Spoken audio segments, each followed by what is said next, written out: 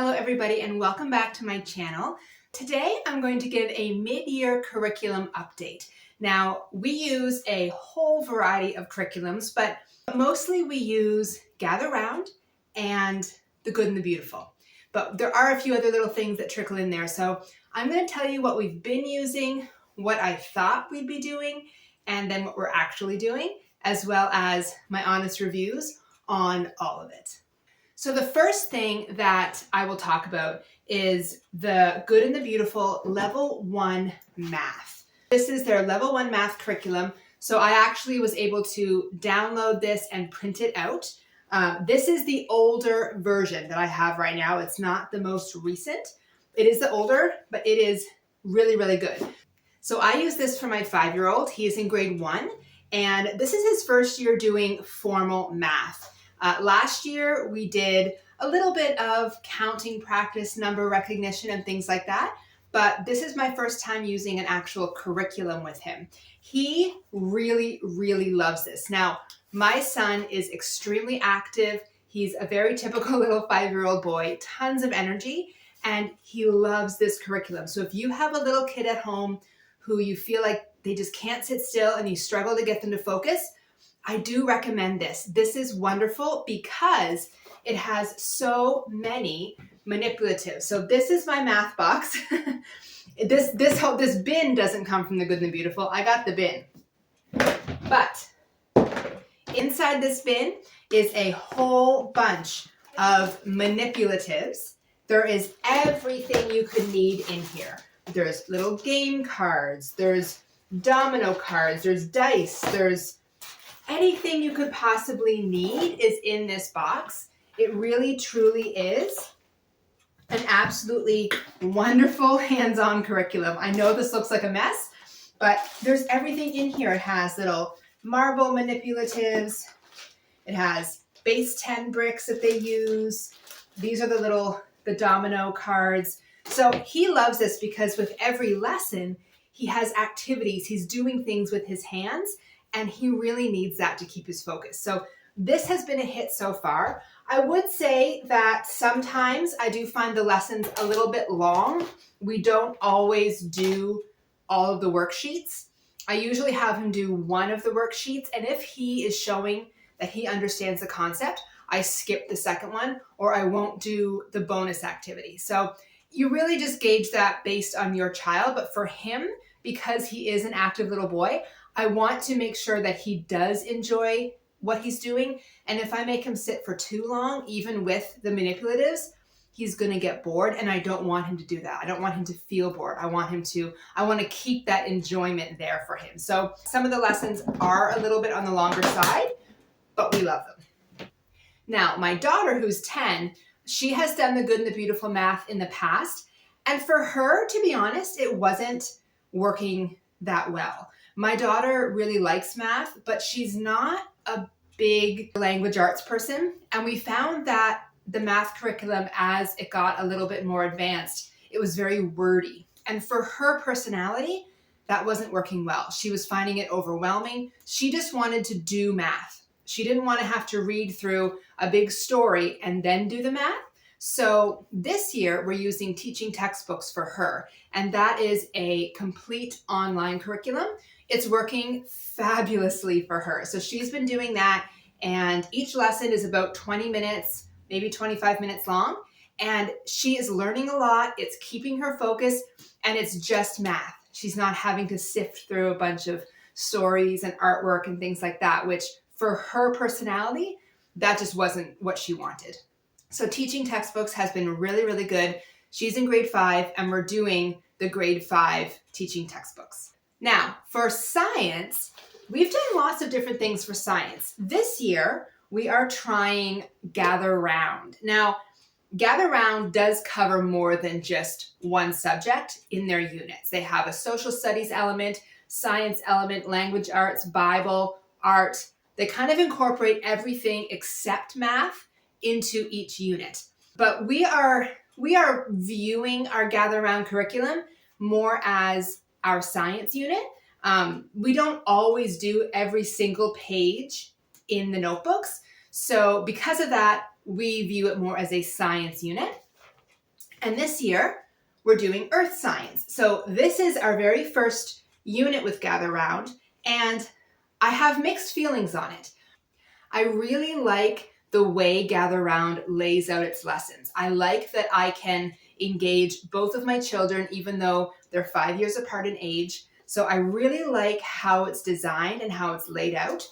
I just find that this particular unit in general, it's a little bit wordy. Some of the lessons, when it comes to what I'm supposed to read, sometimes it's just a little bit long. It doesn't always hold their attention. So that would be my only complaint about this unit. Now, I have read online some reviews that multiple people feel the same about this particular unit, but not about Gather Round as a whole. So I have some other units that I'm going to be trying from them later this year. And so I will give my feedback on those to let you know if it was just this topic, because when you talk about earth science, there is a lot of technical details to know, and it really goes into a lot of detail.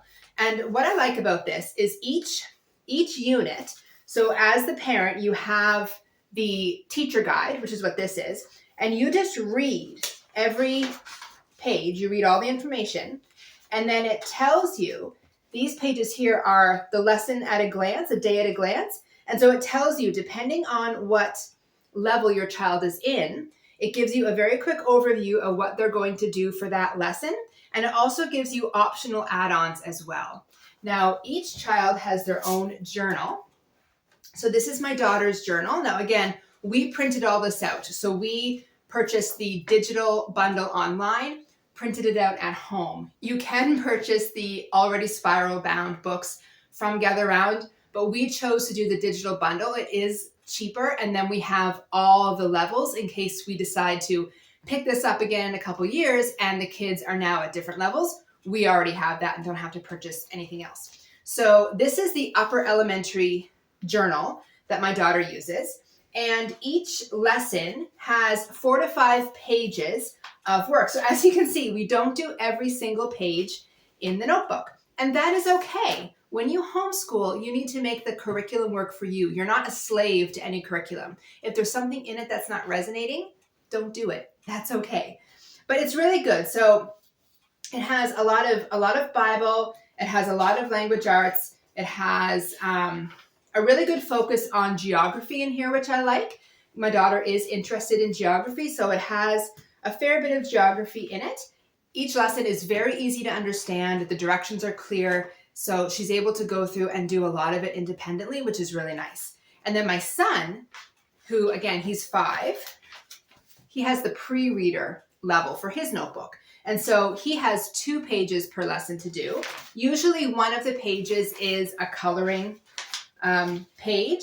And then depending on, so for example, here on this page, we had to cut out different pictures, and he had to glue them in the proper order.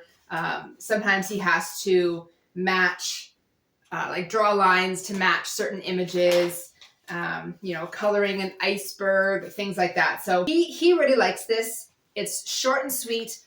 It's not too much for him. So I really am enjoying, like I said, the Gather Round curriculum as a whole. I just find that some of the lessons in the Earth Science unit are a little bit lengthy. So again, it could just be the unit, and maybe their other units won't be that way. Because Gather Round does have a really good focus on language arts, I'm not using a language arts curriculum with my older child right now.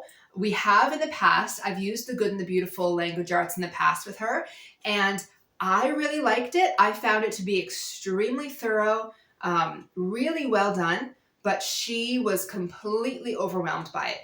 Language arts is not her favorite subject, and so I found it was starting to make her resent writing, and so we ditched that right away. We did not continue with that. If you have a child that enjoys writing and creative writing, coming up with stories, I think that the language arts curriculum from the Good and the Beautiful would actually work really well.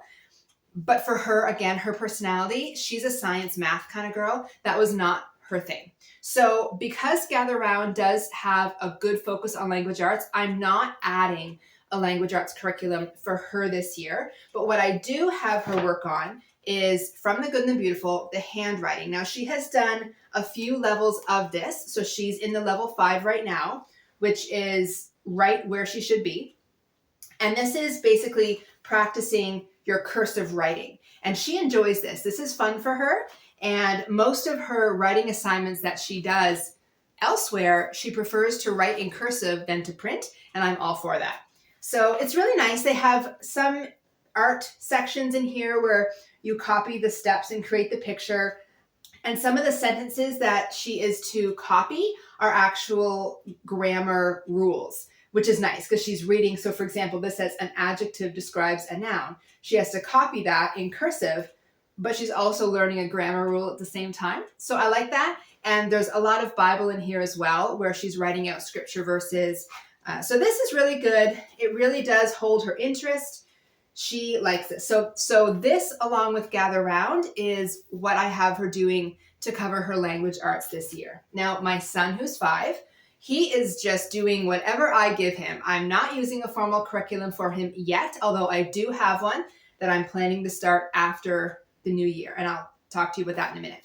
So I just got this on Amazon. This is one of those books where it has, the lines to practice your letters.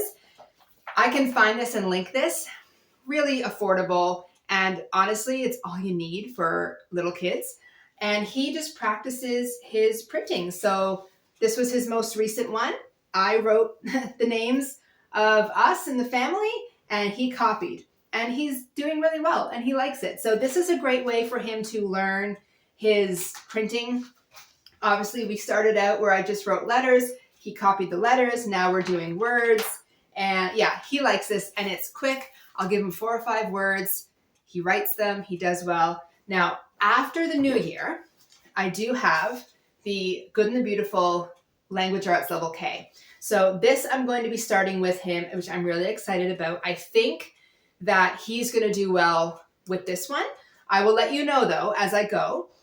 What I really like about the Good and the Beautiful Language Arts, especially in the younger levels, is the strong focus on phonics. I think that phonemic awareness is so important, and unfortunately, it's not always taught in public schools today. So there is a really strong focus on phonics, and he's already starting to pick that up pretty good, but I'm going to dive deeper into it with this starting in the new year. This comes with flashcards. It comes with reading boosters. It even comes with a little game that I've downloaded on the iPad where he can spell the words. And yeah, I think he's going to really, really like this. So I will update you on this later in the year. Now, do I like the Good and the Beautiful or Gather Round better? It depends. I think I like Gather Round. If I had to pick one, I think I like Gather Round the best. And my reason for that is I can do one thing and it works for both of the kids. So if you have multiple children or lots of children, you may have tried doing one curriculum for one and another curriculum for another, and you're flustered. You're all over the place. So I really like that with Gather Round. I have my teacher's guide. I read the lesson. They have their own journals, which is age appropriate to them, and we get it done. And I don't feel like I'm just rushing from one to the next. So I really like that. So if I had to choose, I would choose Gather Round for that reason. However, the Good and the Beautiful has a lot to offer. And depending on the personalities of your children, I would encourage you to look into the Good and the Beautiful. They have amazing unit studies, and we have done multiple in the past. We've done a botany unit, we've done a space unit, we've done a bird unit, we've done a safety unit. We've done a lot from them, and I really like them. You can, with their unit studies, with their science units, use them for multiple age groups. I just find that depending on the age of your kids, sometimes the Good and the Beautiful can be a little bit too overwhelming for either really little kids or if your child is a little bit more math-minded, if that makes sense, not so language arts minded. I find the Good and the Beautiful sometimes can be a little bit overwhelming. But We have used many of their curriculums, and the safety unit I loved. We're actually going to be doing it again this year because my son, who is now 5, he was only 3 when I did this with my daughter, and he did participate, but he wasn't old enough to really absorb what we were talking about. So we're going to do this again, and this is a fantastic unit. If you want something that is going to walk you through how to teach certain safety things to your kids. So for example, I'll read to you. It has fire safety, water and electricity, earthquakes and natural disasters, God gave me a body, home alone, kitchen and cooking, internet and peer pressure, and then gun safety. So it covers a lot of stuff in here, and it covers it really well. There's a lot of fun role-playing games, and it keeps everything very, very child-friendly in the sense that nothing in here is presented as scary to kids, but it is presented in a way that they understand the dangers of certain things. So it really is an excellent unit study. I highly recommend this, and we will be doing this again in the new year. For our devotional, we have been using Indescribable. This is a devotional book that connects God and science, because as a Christian, we do believe that God created everything and that God is in everything. And this devotional is wonderful because it really explains the connection between God and his creation. And every single page is, or every single devotion, I should say, it's only 1 or 2 pages. It's not long. So if your kids don't have long attention spans, this is great. And there's also on every single one, there's a Be Amazed section, which just gives some really fun facts about whatever topic you're talking about. So I highly recommend this. I will link this in the description box. This, I believe, everybody should have in their home, whether you homeschool or not. It's just such a great devotional to have with your children. And then the last thing I'm going to talk about that we've been doing this year are morning journals. Now, this was an idea that I got online somewhere. I honestly don't even remember where I got it, but I just take basic scribblers. The kids decorate them to their liking. This is my son's, this is my daughter's. And very first thing in the morning after our devotional time, they get out their morning journals and they just write about whatever they want. Now, my 5-year-old, he can't do a whole lot of writing on his own yet, although over the last month, he has been wanting to print his own words and we just tell him how to spell things. But sometimes he'll dictate to me what he wants to say and then I'll write it down for him. But this is basically a free journaling time for my children. I do not edit their spelling in this. Sometimes I don't even need to read it. If it's something that they think is more personal, I say to them, listen, I don't even need to read this. This is your time. They can write about anything and they love this. They also make it fun because they take, decorative tape and they decorate their pages. They put gemstones on it and they just make it really fun. So it kind of becomes a little bit of art as well. So we do this every day right after our devotional time, and it just gets their creative juices flowing. They have fun and it puts them in a good mood for the day. So now, what did I think we'd be doing? Well, I find for us, a unit always takes longer than I think it's going to. For example, Gather Round, it says you can do it 5 days a week for 4 weeks or 4 days a week for 5 weeks. And that you could do that. But some days we don't do a whole lesson. So sometimes it takes us 2 days to complete a lesson. Some weeks we don't do school every day, depending what we have going on. So one unit never takes me as short of a time as I think it's going to. So I thought that by now we'd be done earth science and we would have moved on to our second science unit, which was going to be a Christmas around the world. We're not there yet. So I am hoping to start the Christmas around the world unit study next week. We only have 5 more lessons on the earth science. And yes, I could just set it aside and start the Christmas one, but we're so close to being done. I just want to finish it, give them their certificate, and then move on to the next thing. So I did expect we'd be done this already.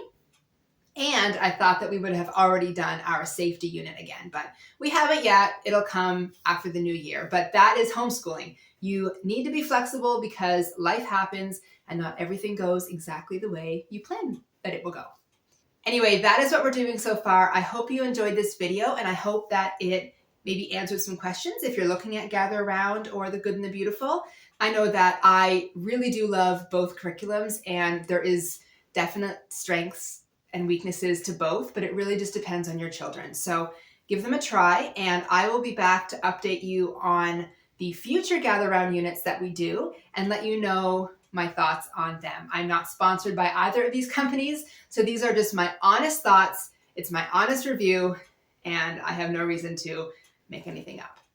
Anyway, thank you so much for being here with me. As always, thumbs up if you liked the video and subscribe, and I will see you in the next one. Thanks. Bye.